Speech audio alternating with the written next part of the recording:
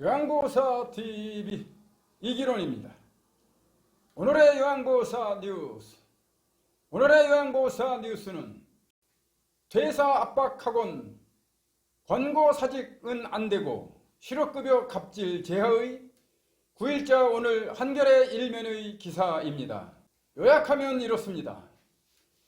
회사에서 일하다가 다쳐서 쉬던 중에 퇴사를 압박하면서 회사는 정부 지원금 못 받기 때문에 권고사직은 안 된다고 했답니다. 김아무개 씨는 이에 항의하자 출근을 종용해 출근하면 괴롭힘을 받을까봐 두렵다고 했습니다. 나아무개 씨는 최저임금도 못 받아 어쩔 수 없이 퇴사하게 됐는데 사업주가 개인 사유로 인한 퇴사로 고용보험 상실 신고를 해서 실업급여를 못 받고 있습니다. 여기서 잠깐, 자진 퇴사했어도 최저임금을 못 받는 경우에는 실업급여를 받을 수 있습니다. 직장갑질 1인구는 지난 1년간 2020년 5월부터 2021년 4월까지 제보받은 60건의 구직급여 관련 상담 사례를 모아 분석했는데 실업급여 갑질 보고서입니다. 8일 공개했습니다. 구체적으로 살펴보면 자발적 퇴사를 유도하기 위해 퇴사 종용 등 직장 내 괴롭힘을 동원하거나 정부 지원금 등을 이유로 자발적 퇴사로 처리하겠다고 요구하는 경우 구직급여 신청 전에 그렇게 하죠. 해고, 권고사직 등의 비자발적 사유로 퇴사했지만 사업주가 이직 사유를 거짓으로 기재해서 구직급여 받기가 어렵게 되는 경우입니다. 구직급여 신청할 때 이렇게 하는 거죠. 구직급여를 수급하는 동안 무급으로 출근하라고 지시하는 경우 구직급여 수급이 일종의 직장생활처럼 되는 거죠.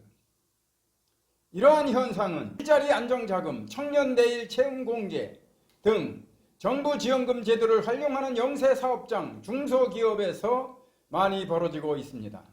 정부 지원금은 경영상 사유에 의한 권고사직, 해고 등으로 노동자를 퇴사시키는 경우에 지급이 중단됩니다. 보고서는 이를 이유로 많은 사업장에서 노동자에게 자진퇴사 형식을 강요하거나 다른 방법으로 노동자를 괴롭혀 스스로 퇴사를 선택하도록 하는 사례가 늘어나고 있다고 지적했습니다.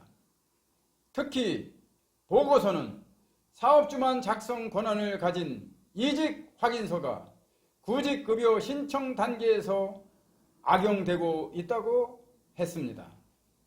요양보호사들도 이런 경우 많아요.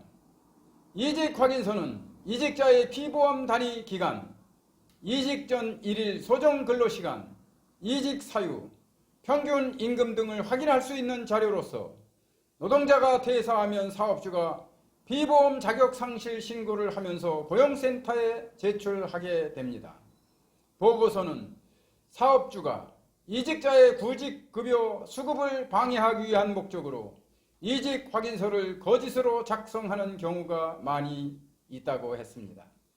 직장갑질 119는 최근 5년간 근로복지공단이 거짓으로 작성된 이직 확인서 관련 과태료를 부과한 게 연평균 1355건으로 노동자가 이직 확인서 내용이 사실과 다를 경우 공단에 제기하는 연평균 고용보험 상실 사유 확인 청구 26,649건에 5%에 불과하다며 이직 확인서 거짓 작성 사례는 더 많을 것으로 추정했습니다.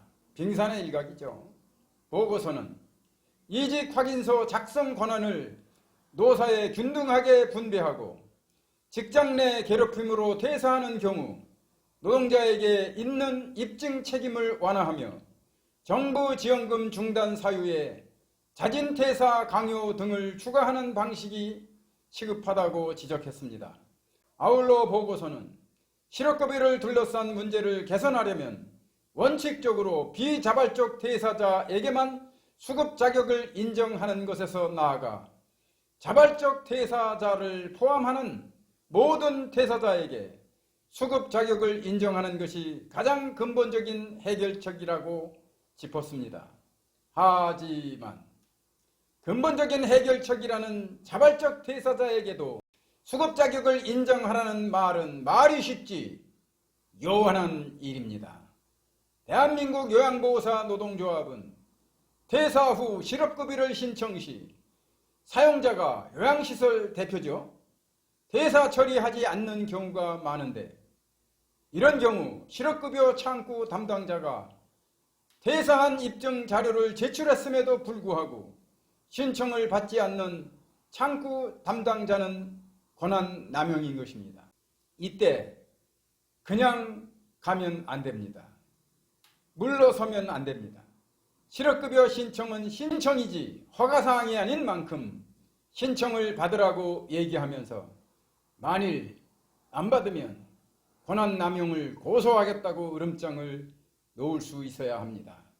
왜냐하면 창구 직원 그 윗선에서 웬만하면 돌려보내라고 합니다. 실업급여 신청자가 너무 많아서 줄 돈이 부족하기 때문입니다. 이런 경우 1인 시위 피켓팅도 불사하겠다고 해야 합니다. 퇴직이 분명한데 사용자가 퇴직 처리 안 했다면 사용자를 불러 퇴직 처리하라고 해야지 퇴직한 근로자가 퇴직 처리합니까? 뭐 이런 식으로 하지 아니하면 정당한 권리도 누릴 수 없습니다. 투쟁해야 실업급여 신청도 가능한 현실이 안타깝고 1인 시위 방법을 알려줘도 못하는 요양보호사들이 불쌍합니다. 1인 시위 할 수 있기 없기 있기. 오늘의 요양보호사 뉴스 끝. 다음 요양보호사 필수노동법 하루 하나씩 금기법 제26조 30일 전 해고 예고하지 아니하고 31분의 임금을 퇴직 후 14일 내 주지 아니하였을 경우 동법 110조 2년 이하의 징역 또는 2천만 원 이하의 벌금에 해당하는 범죄 행위입니다. 요양보호사 TV 이기론입니다.